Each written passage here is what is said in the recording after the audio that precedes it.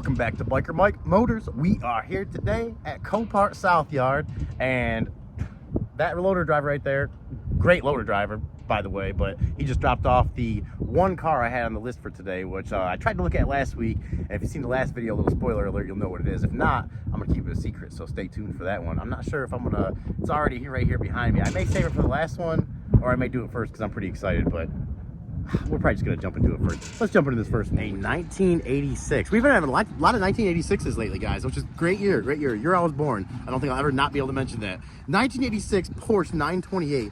And this one is special to me for one particular reason. And it's also special in general because this is the first Porsche 8-cylinder ever made. First Porsche 8-cylinder ever made. And that by itself is pretty special. And it's also special. I'll start off with this one by just telling a quick little backstory on this. When I was about 17 years old, had a 1991 Nissan 240SX base model 5-speed, and it was a very well-kept car. I miss that car. I miss that car. But I ended up racing one of these one night, and I was either the driver didn't know how to drive or there was issues with it or something. I never got a chance to talk to him, but my car, the 240SX 91, and it was a pretty quick little light, fun to drive car for what it was, but I would have figured an 8-cylinder Porsche would have beat it. My car was about a car length ahead of it from the start. He caught up a little at about 60, and then I kind of pulled about a half car on him up to about 90 or 100 miles an hour out in Mexico somewhere, racing, and that memory always stuck in my mind.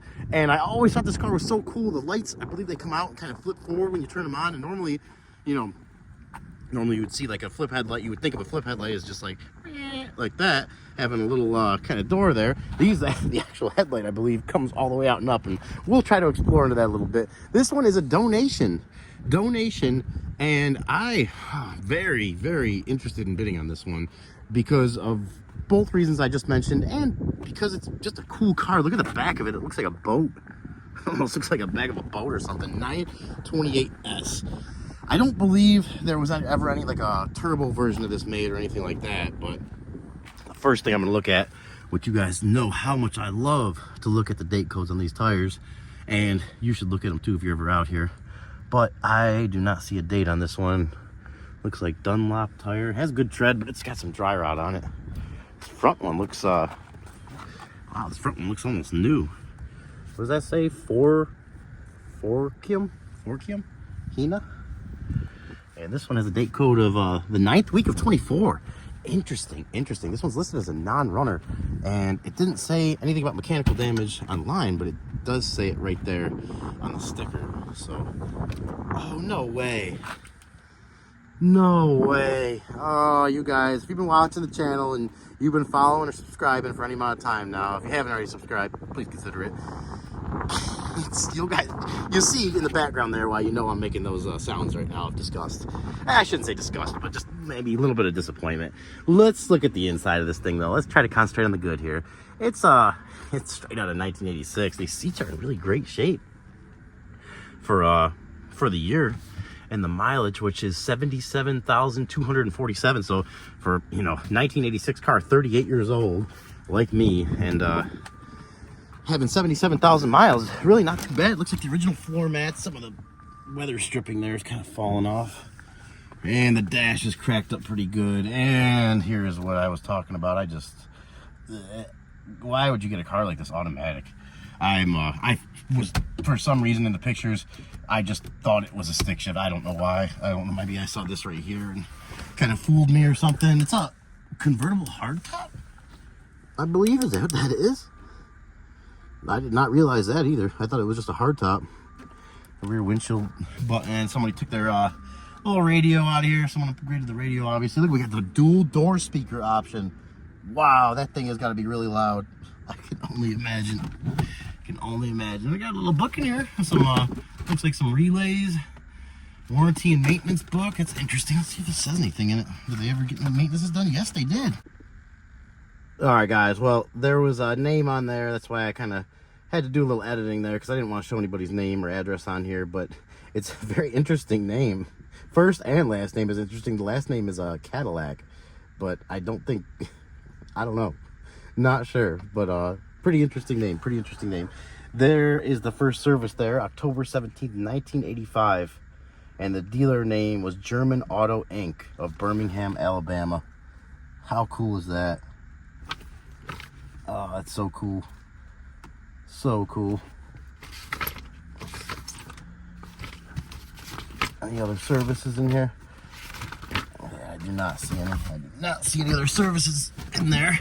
Let's see in the back. Anything in the back here? No. Nope. Yeah, there's the actual service. Oh, okay. Okay, look at this. Wow. Yeah, see, I would have almost just skipped that.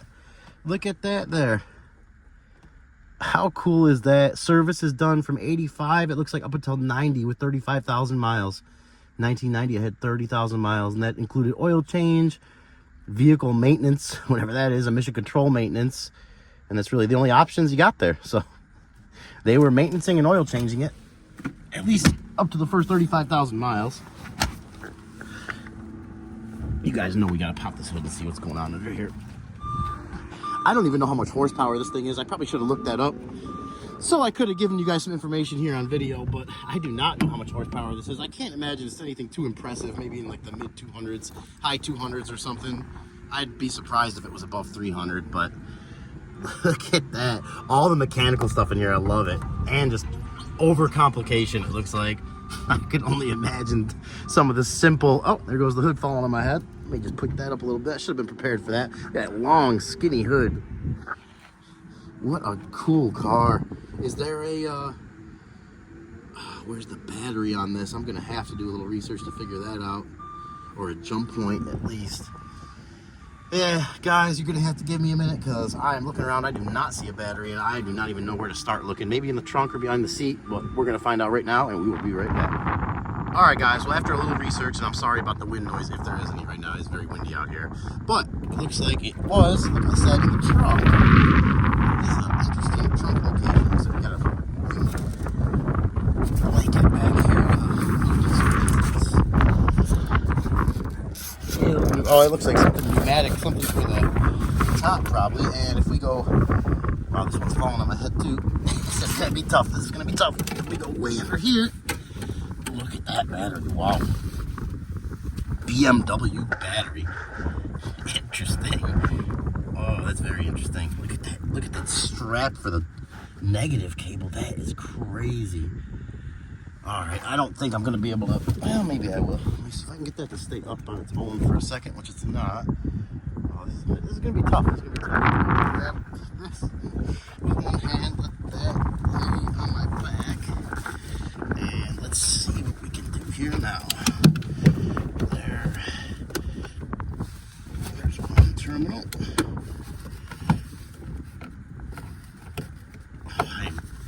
I really hope we can get this thing to start. I doubt we will. There's probably something going on with it, but it's got pretty low miles. I'm pretty excited right now. I really, really would like to hear this thing run.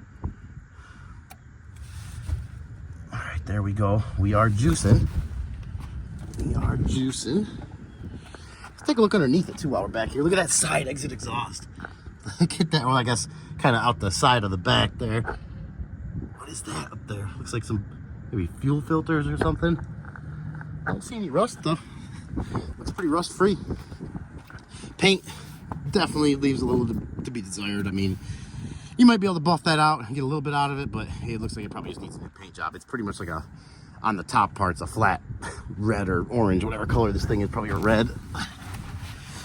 All right, guys. I wish it was also stick shift, but unfortunately, it's not. But let's see. Okay.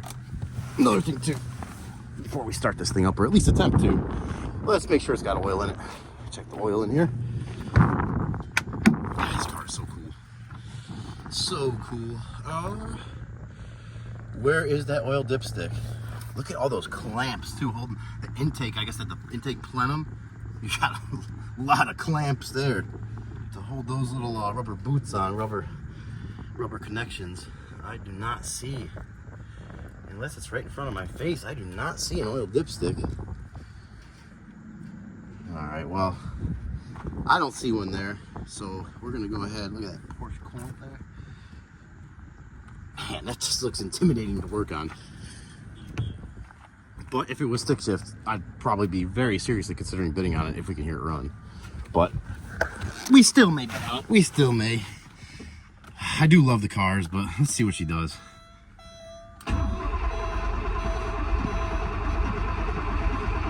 It turns over good. It turns over really good. The engine sounds good. Let's see. Do you hear a fuel pump kick on? I don't hear any fuel pump. I bet the fuel pump's bad on this thing. Or it just has bad fuel in it. Or this bee is going to come here and try to sting us. Get out of here, bee. Whew. Man, it's treacherous out here sometimes. Let's see, maybe we can prime it a few times. See if it'll do anything. It says full tank of gas, but I doubt that's correct.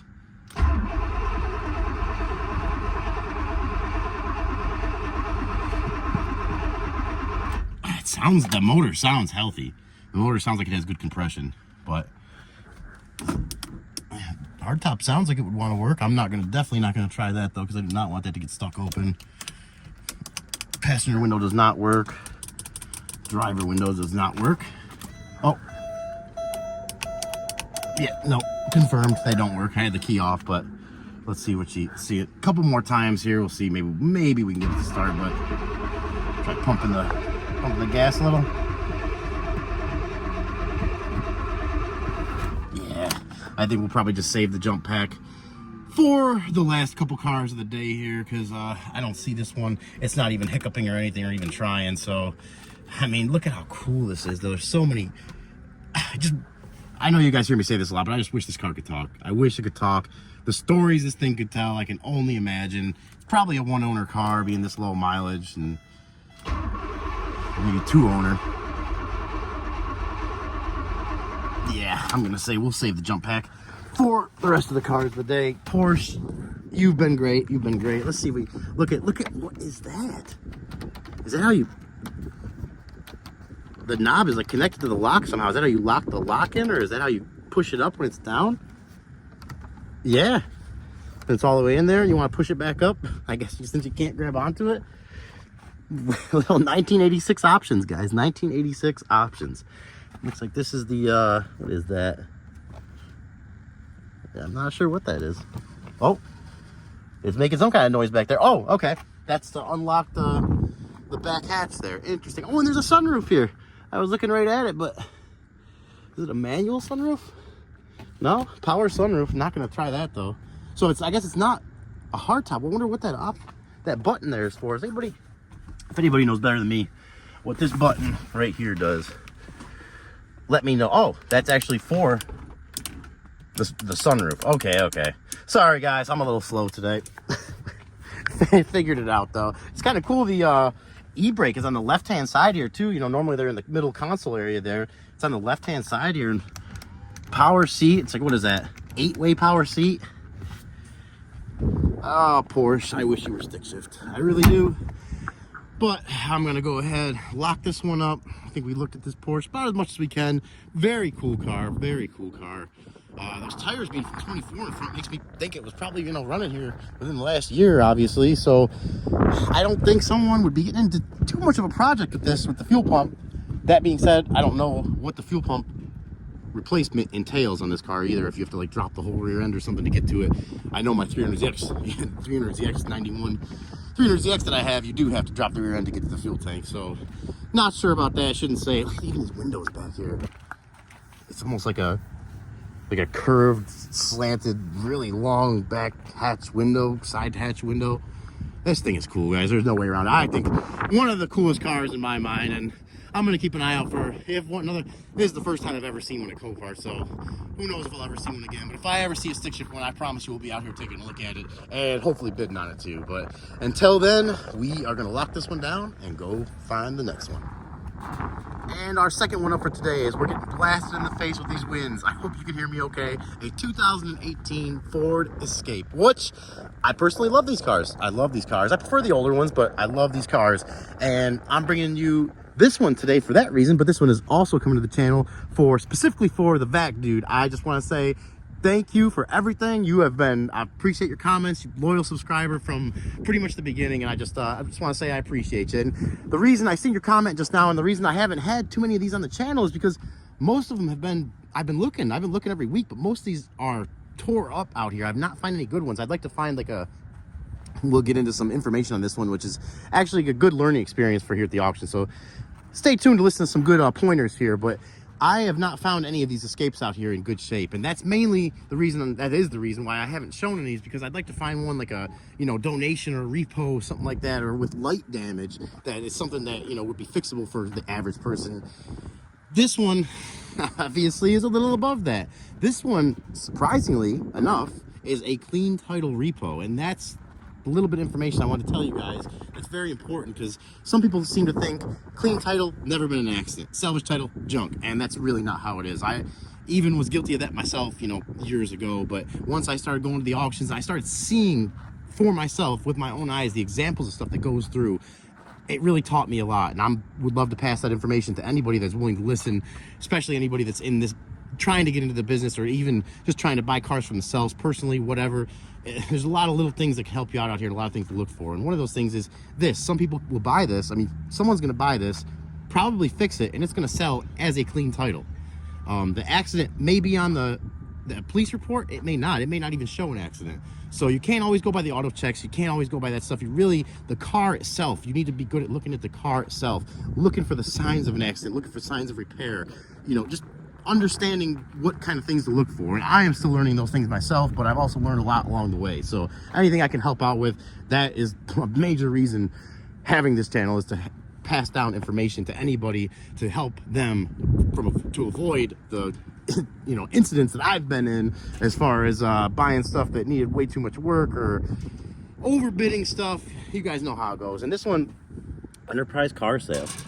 I thought it was listed as a repo, but it may be a rental. Either way, it is definitely a clean title car.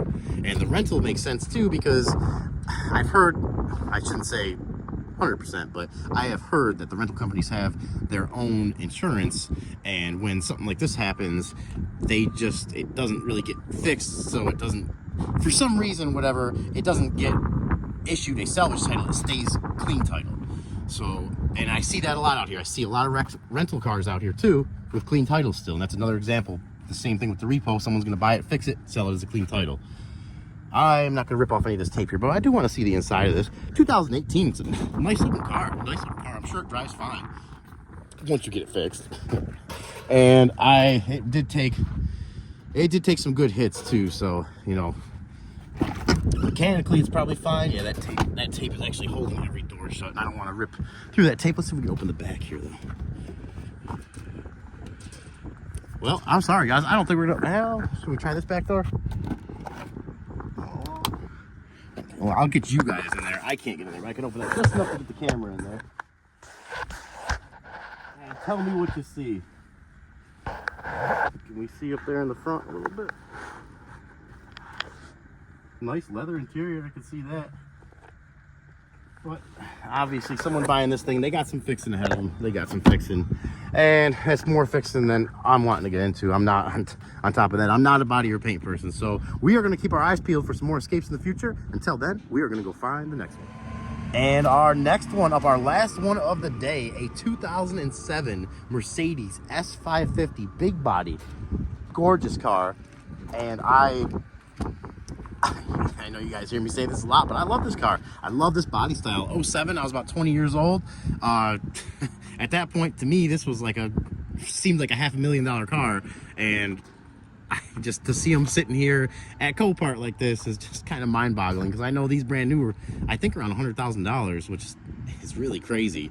And this one is a clean title. It has an auto check because of that, and I opened up the auto check, and there's no mileage listed for this one here, but the last recorded mileage on the auto check was 275,000 miles about 3 years ago. So it does list, it lists it as a runs and drives. Oh, I did not see that in the pictures though. Look at that. Something hit that thing really nice. Almost looks like an axe hit or something. That's pretty crazy. Another little ding over there. I wonder how that happened. For 275,000 miles, probably 300 plus now, since that was a couple years ago. the body and the paint are really not in great shape. I know that means that the suspension, air suspension, which could just be from sitting with a dead battery, is gone down. If Monkey Wrench Mike was here, he would know exactly what's going on with this car. He would probably already have it bought before we were done looking at it. 200 or 300,000 mile seats, so look at that. Look at that, really not bad. No, the armrest looks in good shape. Look at the, someone took good care of this thing. I also, if I didn't mention it, the auto checklist, this is a 4-owner car. Let's go ahead and sit. Oh yeah, she's way down, but ooh, someone was sitting way back in the seat, but it smells decent in here. That's that doesn't look very decent, but this does. No, it doesn't. It's got fly right in my mouth. That's nice. Got a little remote there. I mean, really not bad for so many miles. Let's see, is there any? Yeah, I can't even read that. I'm not sure what that says. It almost looks like it starts with a 6. 641,000, I doubt it. We gotta check if I can find it. What is going on here?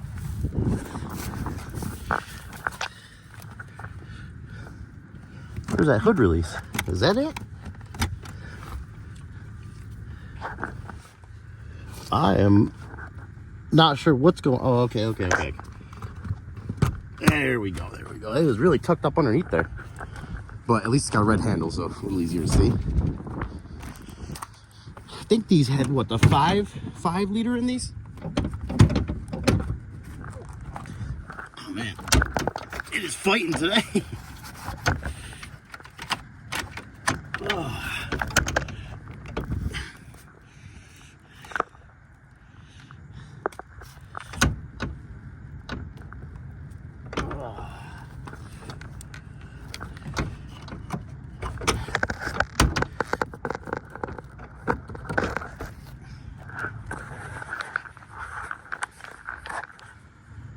All right, guys, had to do a little figuring out how to get that hood open for a second. And it's right there, but I just did it by sticking my hand all the way up underneath there and pushing the lever to the side. So either way, we figured it out. And look at that, the air suspension. I always get a kick out of that too. The air lines going to the suspension there, and I don't get a kick out of this right here. We got a broken belt. We got a broken serpentine belt. So likely we have a, probably a locked up pulley somewhere. Even though all those feel pretty good. Yeah, all those feel decent. Maybe it was just a bad belt. Let's see, does the belt look? The belt doesn't look too bad. It's not dry rotted or anything. Well, I would say let's throw a jump pack on this and see how she sounds. But we're definitely gonna check that oil first too. If I can find the dipstick. I've been on a streak lately of not being able to find dipsticks on these cars. Okay, let's see, make sure it's positive. All right there. And right there. Let's see if we've got any juice at all. The battery has 5.8 volts. Oh, there we go. NOCO kicked in, and we're juicing now. NOCO's getting a little tired though, a little tired. But I think she'll have enough juice to start this one up at least. And I would love to hear this run. I looked quick for that dipstick, but let's look again, see if we can find it here. Is it connected to the oil thing? No, I didn't get a good look in there at the timing chain. Yeah, looks like in pretty good shape. Not much sludge or anything in there. I mean, with 300,000 miles, you would have to assume this thing has had some maintenance over the years. Let's make sure that don't get caught up in there anywhere. I do not see an oil dipstick, guys. I do not see, unless you gotta like take this off or something. I'm not taking anything off here, so if it sounds bad, we'll shut it right down real quick. It is listed as runs and drives, but let's see how she sounds. Oh, look at that. Little screen there too. I was looking for a push button start, but I forgot we're 07. This is more my style. All right, you guys ready? Ooh, not sure I really like that sound. Let's try again. Not that it was a like clunky or rattling sound, but it was got the buttons for the thermostat in here too. It was kind of like almost like it didn't have a lot of compression sound. try again. Well, there it goes. Okay. Wow. Actually very smooth.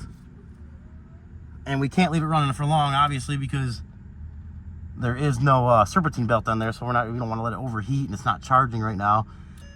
And there's probably going to be some warning lights on because of all that. No power steering, obviously, because of that, but let's just give it a quick little rev.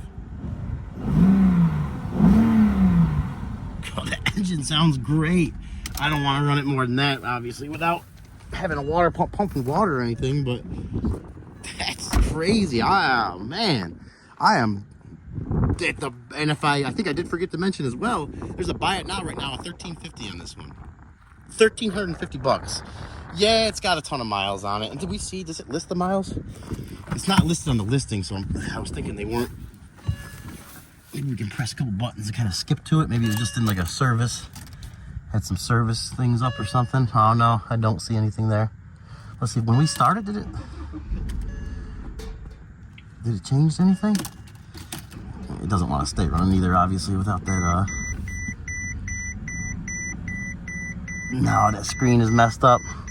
And I don't know a lot about those screens, but I do know these were probably some of the first cars to have them, so they're off the top of my head, they probably have some problematic issues that are common with them, especially being, you know, it's an 07, you can't really be too mad at it.